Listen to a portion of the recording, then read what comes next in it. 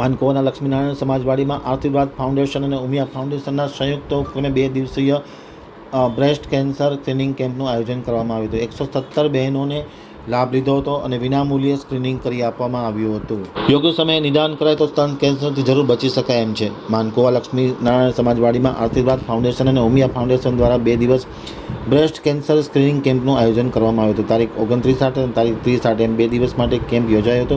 117 બહેનોએ ભાગ લીધો હતો, જેમાં 1,18,000 રૂપિયાનું સ્ક્રીનિંગ ફ્રી ઓફ કરી આપવામાં આવ્યું હતું।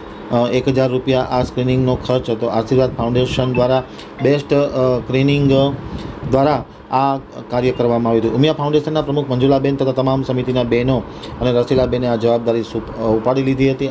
આશીર્વાદ ફાઉન્ડેશન દ્વારા ખાસ કરીને સ્તન કેન્સર જાગૃતિ માટે આ અવારનવાર કેમ્પ કરવામાં આવતા હોય છે, એમ કચ્છ જિલ્લાના કોર્ડિનેટર પ્રફુલ્લા ઠક્કરે આમતક ટીવી સાથેની વાતચીતમાં માહિતી આપતા જણાવ્યું હતું। એમ વધુમાં યોગ ટ્રેનર ગોવિંદભાઈ ભાનુશાલીએ પણ વિસ્તૃત જાણકારી આપી હતી।